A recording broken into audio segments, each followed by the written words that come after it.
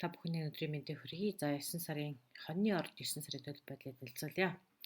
За хамгийн өмнө бол охины ордны төлөв байдлыг бас байгальд бичиж хийсэн. Тэр нь бол хүмүүс бас нэлээд боломжийн байна гэсэн учраас одоо ингээд үргэлжлүүлээд эхлэхээр болж энэ мөн л одоо гэртээ жижигхэн одоо өөрийнхөө бүтээсэн студид бичиж чинь тэгээд байгальд бичихийг бодвол бас дахиад л бас элдэн өнгийн дуу чимээ хажуугийн одоо жижигхэн чимээч гэсэн бас орж бас та бүгд төгөө тухлуу бас мэдэхгүй байна. Байгальд чихэд бол гадаа одоо салхины болон голын усны чимээ энтертэй байгаа ч гэсэн тэрийг бас хүмүүс боломж ингэж үзсэн. Тэгээд гадаа одоо хотод ирсэн учраас одоо удамжинд бичнэ гэхээр бас жоох хэцүү.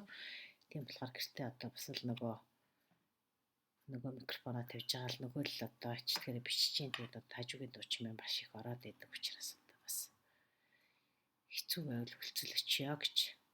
За яг уу зүгээр бичдгийн тухайтад бол бас жоохон гадаа бичсэн ч гэсэн ер нь боломж юм байна шүү. Цаашаа өргөжлөөрэй гэсэн учраас ер нь бол тодорхой хүмүүс асуусаад эхэлсэн байдаг юм байна гэж одоо энэ өргөжлүүлж байгаамаа. За 9 сарын төлөв байдал гэхээр энэ бол их онцгой сар гэж охины орд дахь хэлсэн. За яагаад онцгой вэ гэхээр ямар гаригуд ямар байдлал таваа яагаад тухрах хөдөлгөөн байгаа нарны байрлал, сарны байрлал, хэртэл эдийн толгой энтрийг бас охины ордон дээр ярьчихсан тийм учраас маш товчхон яриад өвчья. Тэндээс бас хэрэг өсвөл охины ордон дээр бас зарим нэг ерөөхдөө их сонсон үзье.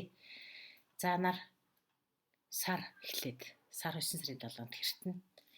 Энэ бол одоо таны 9-р за энд бол зөвхөн юу яа та нарны хэртэлтэй их ярьчих да. Ер нь гол нар хэртэл 6 дугаар гэрт болох юм байна таны.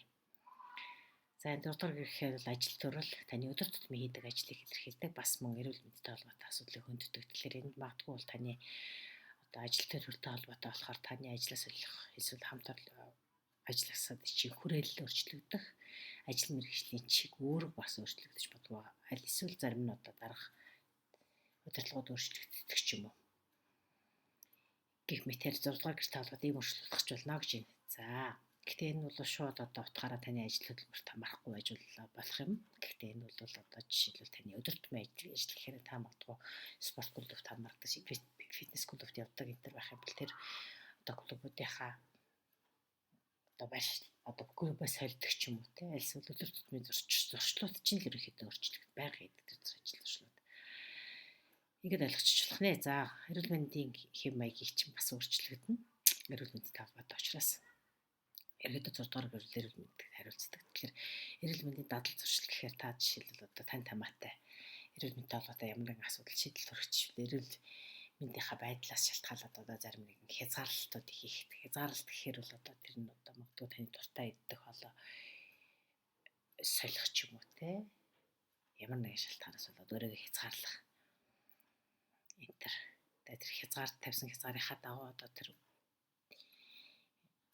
эрүүл дадлууд хэвшүүлнэ л гэсэн үг шүү дээ. За тэгээд дээрэс нь одоо энд бол сарны өмнөд болон хойд цангалаа гэж ярьдаг шүү дээ. Кето раху гэж хэлдэг. За энэ бол кето нь буюу өмнөд цангалаа гэж үздэг. Кетог нь бол охины ордонд байгаа. Раху нь бол хойд цангалаа гэж хэлдэг. Хойд цангалаа засны ордонд байгаа.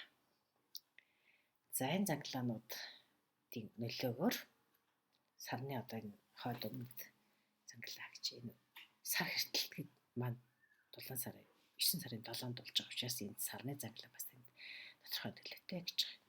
За эндээс бол та зарим нэгэн одоо таны ордынхны хувьд зарим нэгэн сонголт хийх орон зай чинь айгуу тийм боомогдоод ирж магадгүй юм л дээ. Одоо жишээлбэл та нэг эмнэлэг сонгоцсон эмчилгээ үзүүлэх гээд шүдний эмнэлэгч гэх юм уу. Ингээд ч аавал бол сонголт хийх гээд хайж исэн бол тэр шийдвэр өөрөө шууд гинт гараад ирдэг ч юм уу те. Өөр ямар ч сонголт байхгүй юм шиг. Ингээд гараад ирэх ч гэдэг юм уу. Та тэрийг ердөөсөө эргэл туцалдаггүй сонгох. Танд энэ нь бол жишээл харин та орон зай таашаа явахыг ашуул олон сонголтын дотор төрж ирснээс шууд таашаа явах гэж заагаад өчөж байгаа юм шиг нэмэрхүү юм болно ч гэдэг юм уу те. За ингэж болно гэнэ. За ерөнхийдөө энэ хэртэлт бол ажил төрлийн асуудлуудад жишээл хамт ажиллагчтай харилцаа жоох өөрчлөлт орж магадгүй мэдээж те. Мэргэжлийн хандлагт чинь бас өөрчлөлт орж магадгүй. Дээрээс нь бас таны орон зай таныг орон зай одоо гэдэг чи одоо таны амьдарч байгаа газар орон ч гэдэг юм уу эсвэл амьдарч байгаа гэр орон ч гэдэг юм уу тэр орон зай чинь тодорхой хувилбараар бол таныг одоо зарим нэг тийш залж чиглүүл өөр ирэхгүй тэр сонголтыг дагах хэрэгтэй болдог ч гэдэг юм. Ийм юм байж бодгүй нэ. За энэ 7-ны сар хартал 10-21-ний нар харталт гэдэг яг энэ үйл явц бол 9 жилийн өмнө яг нэг юм процесс болсон. Аль эсвэл 18 жилийн өмнөх. За тэгэхээр энэ яадарч байгаа гэхээр 9 жилийн өмнө болсон таны амьдралын болсон бай гэдгийг бас эргэж сарах хэрэгтэй. Эргэж харах. Түүнтэй төстэй үйл явдууд татагддаг гэж байгаа байхгүй. Магадгүй зарим нь илүү дээд түвшинд татагдаж магадгүй аль эсвэл зарим нэгэнд яг тэр үед гарсан шийдвэрүүд одоо та эргээд харахад тэр үеийн шийдвэр чинь танд магадгүй бас эргэж харах хэрэгтэй байжээ гэж боддог ч юм уу. Эсвэл алдаатай байжээ ч гэдэг юм уу. Эсвэл тэр маш чухал миний амьдралд болсон үйл явдал шүү гэж бодогддог ч юм уу те. Энэ бүхнийг эргэцүүлж бас тунгаах хэрэгтэй гэж л да. Яг бол хүний амьдралд 9 жилийн цикл байдаг гэж одоо яг миний энэ подкастаас жоохон урагшлуулад нэлээ хайх юм бол 9 жилийн цикл гэсэн нэг юм бараад иж байгаа. Тэгэхээр тэр үед хийсэн үйл явдлууд одоо дахиад дараагийн шатанда хөгжлийнхөө өөр түвшинд орж иж гэдэг юм уу. Иймэрхүү байдлаар бас харж болох нэ гэж. За жишээлбэл таны хувьд 9 жилийн өмнө бол таны үед маш чухал ирээдүйтэй зөв гэж хийсэн тэр сонголт байсан байж болно.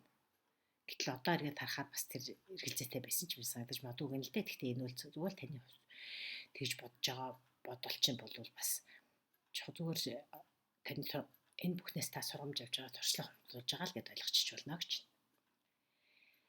За ер нь энэ удаагийн сонголт гэж шүү. Энэ удаагийн хэртэлт бол таны хувьд, таны ордны хувьд бол маш тийм таатай гинэ. Яг бол бурхтын гурвалжин гэж хэлэхээр одоо юм бай. Гаригуудын их таатай байрлал юм баха. Астрологийн хувьд бол маш тийм таатай аспектууд дээр тулгуурлаж байгаа гэж. Тийм болохоор энэ бол таны хувьд яг энэ үед 9 сард хийх хамгийн зөв шийдвэр бол шин зүйлийг сонгох, шин зүйлийг туршиж үзэх явдлаа гэдгийг хэлж байгаа байна.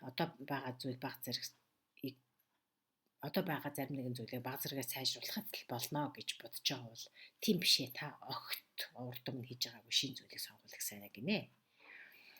За жишээлбэл цоо шинээр одоо нэг спортоор хичээлдэж эхэлдэг ч юм уу. Цоо шин ажил мэргэжлийг одоо туршиж үздэг ч юм уу. Ажлаа цоо шинээр зохион байгуулах. Иймэрхүү шин зүйлийг турших цайгүй л гэж шүү. За магадгүй энэ бол таны хувьд мэддэхгүй тодорхойгүй гэхдээ сонирхолтой мэт санагдах шинэ орон зай руу алхам хийх үе гэж.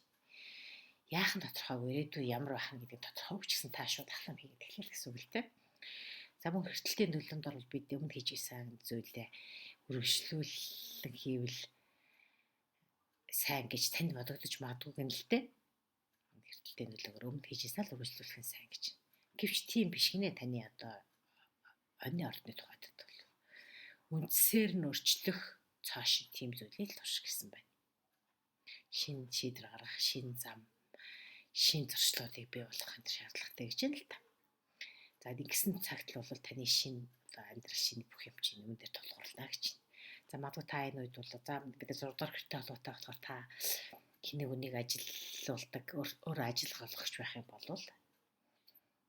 одоо бас тэ ажил мэргэжилтэй холбоотой зарим нэг өөрчлөлтүүд одоо гарна гэж байна. Магадгүй та одоо бяцхан жижигхэн хүрээнд одоо шүү гэрийн үйлчлэгчээ солино гэдэг юм, мөнх тасрагчаа солино гэдэг юм иймэрхүү байдал чинь ч гэсэн бас нэг том шинжилэл гэвчж байгаа юм л да. За магадгүй зарим нэг хүнд нь бол одоо генет ажлаас хэнийг үнийг халдаг хэрэг та ажил болгогч бол. Гэтэл маргааш цоо шинэ хүн ороод ирдэг ч юм уу те. Энэ мэтэр энэ хэртэлт бол таныг бас жоохон нэлээд санаа зовох төвших бас шалтгаан болж магадгүй ч юм л та. Гэхдээ энэ хэртэлтийн зарим нэг юм сонирхолтой шинэ өөрчлөлтүүдийн нөлөөгөөр бол та энэ таны төвшөр багасна. Магадгүй та одоо ингэж маш удаан хугацааны туршид одоо нэг бие муутай хүний ахмад насны ч гэдэг юм аль нэг бие муутай хүнийг асарч яасан бол тэр хүн ч өдөрт одоо энэ үед биеийн сайжраад танаас асаргаа халамж шаардах болно ч гэдэг юм. Энэ бол таныг бас нэгэн дарамт бас нэгэн одоо дарамтын хотын анхаарал халамж тавих тийм нэг бусдыг халамжлах асрах тэр үүрээс чинь чөлөөлж байна гэсэн үг гэж үтсэн байна. За энэ хүрээд таны ордны